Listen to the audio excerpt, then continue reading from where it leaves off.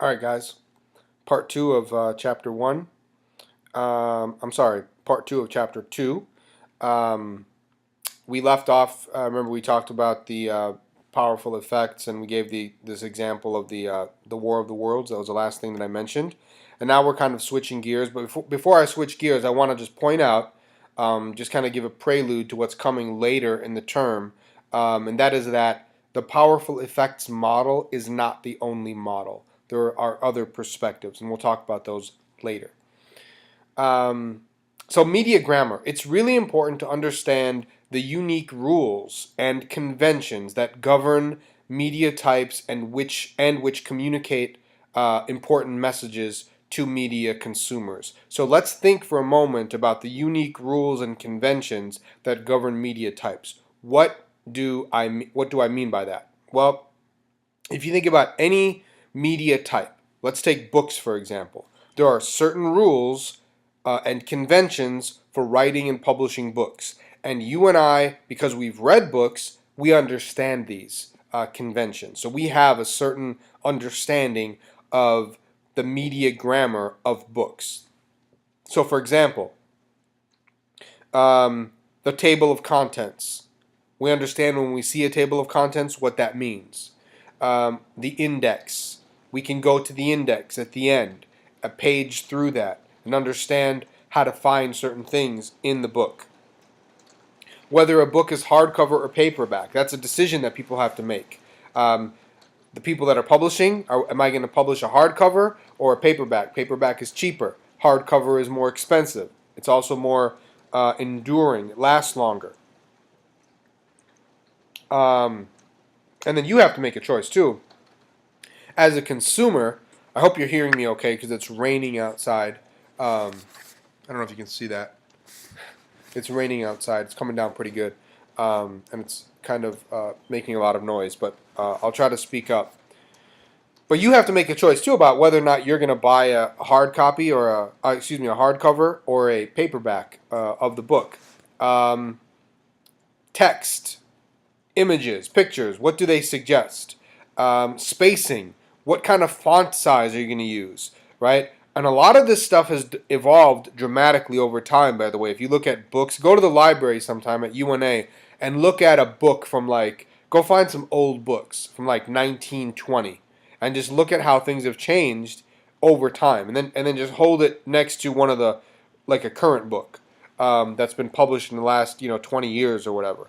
That there have been major changes in book publishing. Newspaper. It also has its own media grammar, right? Some of the conventions are similar to book conventions, but then also there are some things that are unique, like the division of the newspaper into specific sections, right? You got your A section, you got your sports section, and you've got the what else? You got the crime section or whatever, the local section. So you have these different sections in the newspaper, and again, a lot of this stuff has changed over the last few decades. If you look at modern newspapers, more graphics, shorter articles, font sizes of headlines specifically have grown. USA Today is a newspaper that thrives because it has a unique grammar. The people that founded USA Today founded it because they perceived that many Americans did not like reading long newspaper articles. So what they did is they basically, if you ever look at the USA Today, I don't know if you guys read it, but it's basically like these huge headlines, lots of images, lots of graphs and tables and so on and so forth. You've got very short articles, generally speaking. You're not going to find the really long exposés in the USA Today.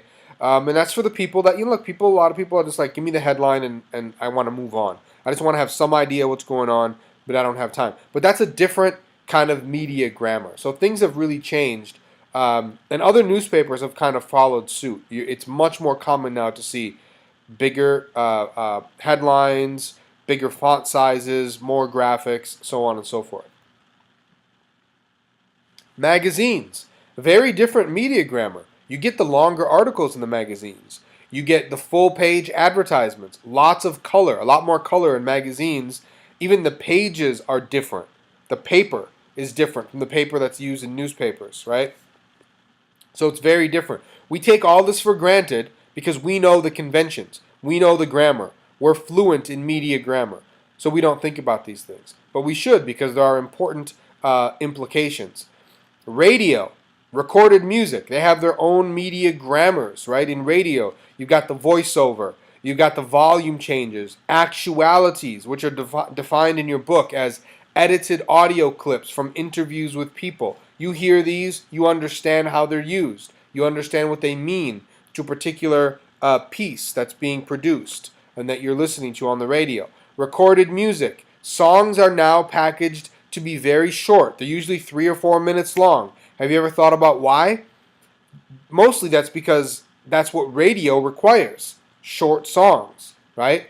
There's a very specific format for songs. You get the verse, you get your chorus, maybe a bridge, and then, in the chorus is repeated. So that's kind of the format now for songs, for all songs in all genres. It hasn't always been that way. That's not a given. My parents, my dad passed away a few years ago, but I grew up listening to some of the songs that they liked from Egypt. And there were a couple of really famous singers that they used to like to listen to all the time when I was growing up. This guy named Abdul Halim Hafiz and this female singer named Kulthum. And if you wanted to Google her, she's super famous. She's like the Elvis of, a female Elvis, I guess, of the Arab world. I guess they would spell her name OM space KULTHUM. And you could, if somebody's interested in Googling her, or listening to some of her music or whatever. But anyways, the songs are super long. They're like an hour long. And there are no choruses, it's just, and in some place the song sounds completely different, right? So that's not that long ago. I mean, these are people that, Kulthum was popular up until, she died in the 70s. She was producing music up until the 70s. Same with Abdul Halim. So it's not like this is 100 years ago, right? This is, we're talking 40 years ago. And even in the American music industry, if you look back into the 50s and 60s, there have been changes since that time. So, think about classical music, for example. It's very different. So, but we understand the grammar. We understand how things have changed. We understand how to interpret these things.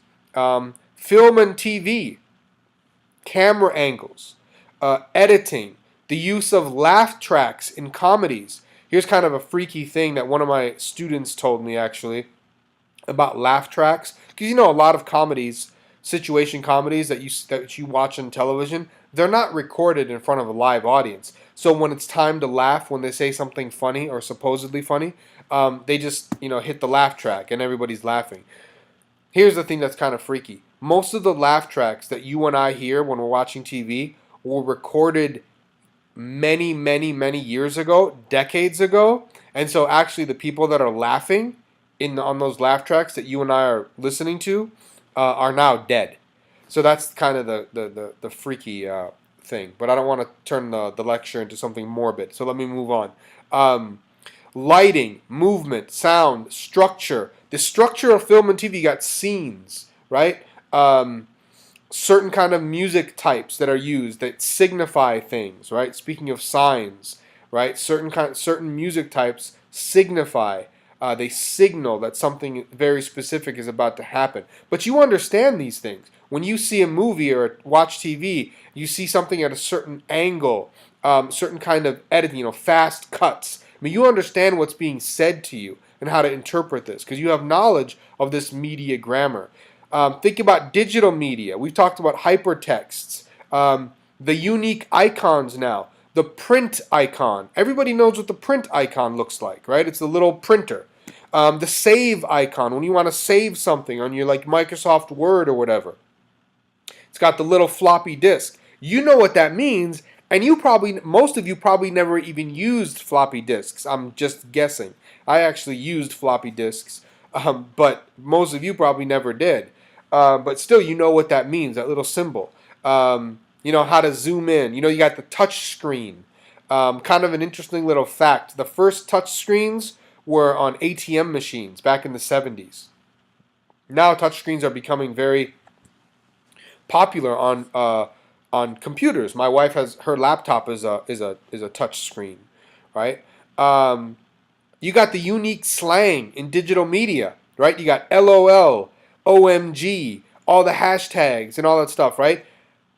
You understand what you guys probably are, frankly, you have more knowledge of that stuff than I do. There's some of those I'll see some of that stuff and I don't even understand what it means half the time. But but these are things that now people are like fluent in, and they're like inventing new little, ways to say things, and people are kind of like speaking in hashtags. Um, there was the funny, where did I see that? It was Justin Timberlake, and who was it? Oh, I think was it Justin Timberlake and Jimmy Fallon that did the hashtag, their little skit on hashtags. Just go if you want to laugh, if you're in the mood to laugh. Just Google it. It's hilarious. Just YouTube it. Do like Jimmy Fallon, Justin Timberlake hashtag bit. Super funny. But anyways, so there's this unique slang now that has developed. By the way, when you email your professors, don't do that. Like I've had students do that to me. With the whole LOL, LMAO. I mean, don't do that with your professors. Like you still have to know how to write formally. Right, we're not getting away from that anytime soon. At least I don't think so. So you still need to understand how to construct a proper letter, a proper email, right? So, anyways, these are all different media grammar types. Let's think about the media business. We talked last time in chapter 1 about concentration of ownership. It's a major problem, according to many scholars, like Ben Bagdikian, who I told you about last time. This is a summary of one of Bagdikian's key arguments. He says, these large media companies have built a communications cartel. A cartel is a group of independent businesses that collaborate to regulate production, pricing, and marketing of goods by the members of the group. In this case, the group is controlling not just industrial products such as gasoline, refrigerators, or clothing. At stake are the symbols, the words and images that define and shape the culture and political agenda of the country. So Bagdikian it's very ominous for him. He's very pessimistic about what this means. Same thing with Robert McChesney, who says that today's corporate media giants actually harm our democracy and political processes in a number of ways. These range from poor news coverage that largely does not challenge the status quo to banal entertainment that dulls our senses, to incessant advertising that implies that we can find happiness through consumerism. So both McChesney and Bagdikian and other scholars like Ed Herman and Noam Chomsky and others are very critical of the media business. This issue of media bias it's interesting because I work with media framing. So I don't like to think of things in terms of bias per se, but I understand that there's some value in thinking about things in terms of bias, and that's probably one of the reasons why the authors of the textbook decided to include a section on media bias. And I understand it is important to think about. I prefer, though, to think about things in terms of how are they framed, because the frame is what actually produces the bias, right? The bias is not manufactured out of nothing, right? It's not in a vacuum. It's the frame that is the most important element in all of this. In any case, what is media bias? It just refers to a particular slant that favors one side of an argument or one group, one set of players over another. And it's a problem in the American system because our news media are supposed to be objective. They're supposed to be detached, neutral, fair, balanced, right? People have to make decisions. However, news people have to make decisions. about story topics. Why do I choose this topic and not something else? Whenever you make a decision, that is a subjective act. That's why people will tell you, media scholars will tell you, it's impossible for anyone to be completely objective. Now, that doesn't mean that we just throw objectivity out the window and say, okay, well, we can't be objective, so let's just be super biased. No, but we should understand that objectivity is an unattainable ideal. It's an ideal that we strive for, but we should know that we're never going to get there perfectly. But we have to try, if that makes sense. But what topic are you going to write about? What questions are you going to ask? When you go to the press conference or when you sit down with your source, and by the way, who's your source? Who do you decide to call? Right? You have to make decisions there too. But when you finally sit down with your source, or when you're at the press conference, what questions are you going to ask? Because not all journalists ask the same questions. So these are subjective acts, right? And these are things that can help, that can produce bias. News organizations are susceptible to influences of ownership and dominant ideology, right? And journalists know this. When they're being honest with you, they'll tell you, look, we are susceptible to these things. When Rupert Murdoch went to buy the Wall Street Journal about, 15 years ago or so, the journalists there were like, no, we don't want you to buy us. Rupert Murdoch is a major, he's a billionaire from Australia who owns News Corporation, which owns like Sky News and Fox News, right? And so when he goes to buy the Wall Street Journal, they're like, no, we want to be objective. We don't want the Rupert Murdoch agenda. And they kind of protested. Money talks, though, and nobody was going to outbid him. So finally he did buy it. But they tried to reach some kind of an agreement where they said, look, at Rupert, we don't want you to have any say in the editorial process. Now, I don't know that that's going over very well, but that's kind of the agreement that they reached. But that just underscores the idea that, yeah, ownership matters. Who owns this newspaper? Who owns this television news outlet, right?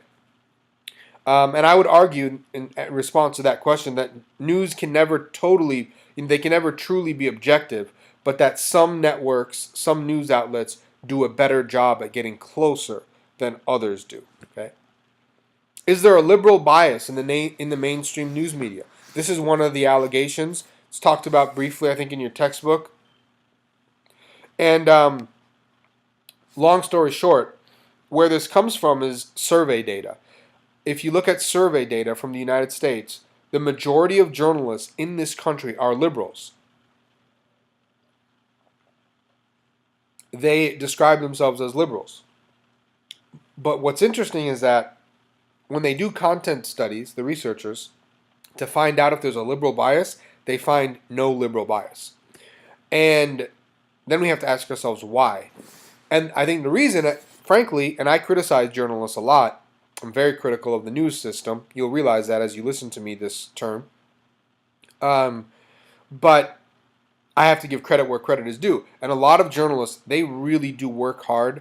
Objectivity is like a religion to them. They want to be fair. And so what they do is they kind of overcompensate. And so when you look at stories that are divided along liberal, conservative lines in this country, like abortion or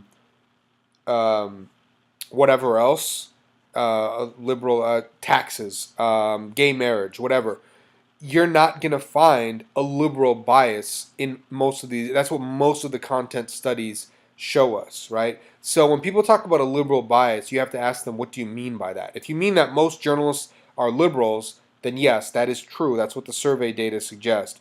But if you mean that there's a liberal content bias, then no, there is not a liberal content bias. At least not one that has been uncovered in research. Here are some questions. I think this is the last slide. Some questions for you to develop some media literacy skills. Think about these things. What's the purpose of this content? Who's the source of the content? And what's the position of that source, right, on the issue in question? What's the frame? What's the dominant frame? Or what are the dominant sets of frames that are being used? Are there any stereotypes? Think about the media ecosystem. Is there a particular group that's profiting or benefiting? Does the stereotyped group have equal access to the dominant group, right?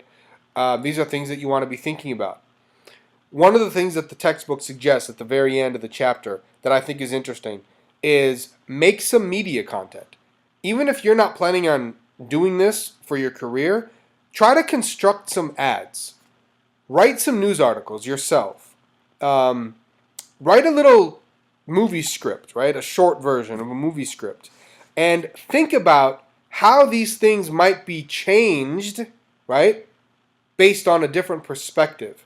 Write the article, the news article, and then rewrite it in a different way based on a different perspective. That's just an interesting exercise. It'll help you to enhance your media literacy skills. That's all for chapter 2. So we had 4 parts for chapter 1. Watch all 4 parts. And then we had 2 parts for chapter 2. And next time you hear from me, it'll be on chapter 3.